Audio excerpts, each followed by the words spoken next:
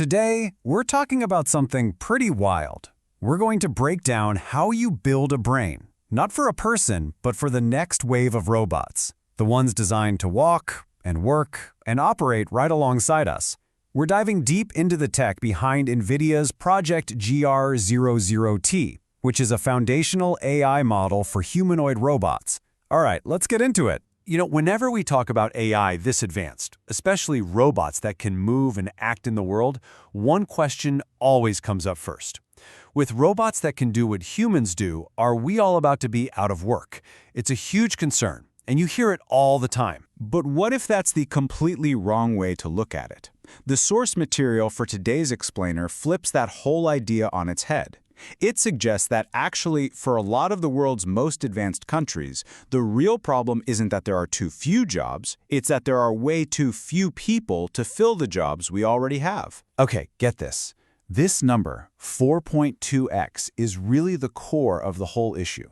A recent McKinsey report found that in the world's most advanced economies, jobs have been created 4.2 times faster than the available workforce over the last 10 years. That's not just a small gap, that's a massive structural problem. And it kind of sets the stage for why we might need a totally new kind of solution. And this growing labor shortage, it leads us right to our next big question. Why humanoid robots? I mean, the goal here isn't just to build something that looks cool out of a sci-fi movie. It's about tackling a very real-world problem that's happening right now. Just look at the industries that are getting hit the hardest by this shortage. We're talking healthcare, construction, manufacturing. They all share one critical thing in common. They're all about physical work. Using tools, moving things around, navigating real, messy spaces. A large language model like ChatGPT is amazing, but it can't fix this. This is where you see the urgent need for what's called physical AI. So you might be thinking, okay, but why make them look like us? It's not about vanity. It's about pure, simple practicality. Think about it. Our entire world, our kitchens, our hospitals, our factories, every single space is designed for the human body. So for a robot to be a true generalist, one that can say, make you a coffee and then go cook some rice, it needs a body that fits our world. A specialist robot, like one that only makes coffee, is great at its one job, but it's stuck. It can't adapt. All right, so the need is clear. But building these general-purpose robots, well, it runs into one gigantic roadblock, and it might just be the single biggest problem in all of physical AI: data.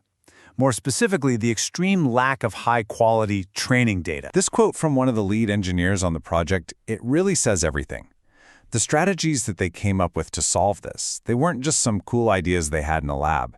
They were created out of sheer desperation. They had to get creative. I mean, unlike AI models that learn from text, you can't just scrape the internet for robot actions. That library just doesn't exist. So their solution is this really clever strategy they call the data pyramid.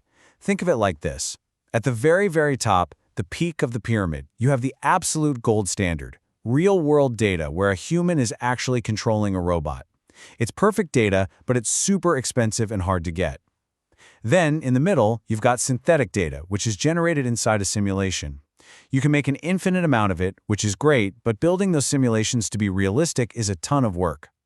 And then you have the base, the huge, wide foundation of the pyramid, internet videos.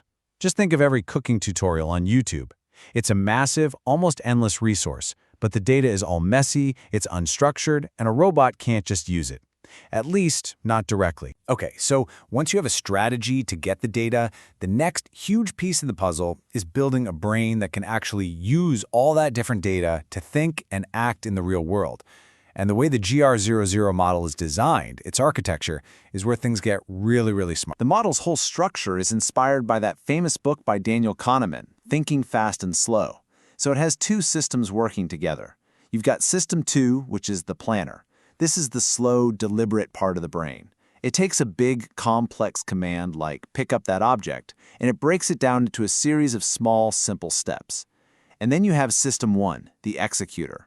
This is the fast, almost reflexive part that moves at an incredible 120 hertz, that's 120 times a second, to carry out those simple actions smoothly and efficiently. At the very heart of that slow-thinking planner is something called a diffusion transformer.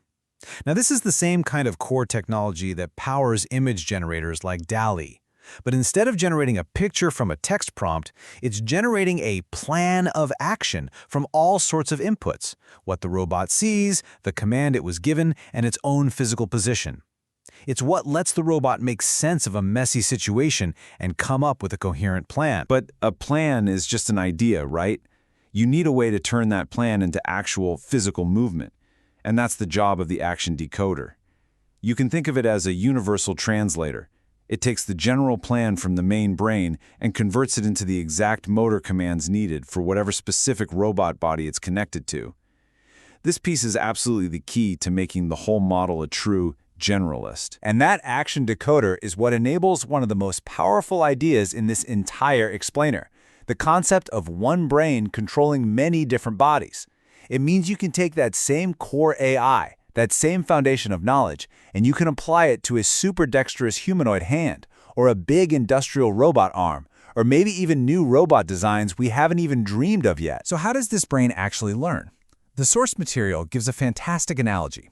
The first way is imitation learning. This is kind of like having a cool older sibling. The robot just watches an expert human do something and tries to copy them exactly.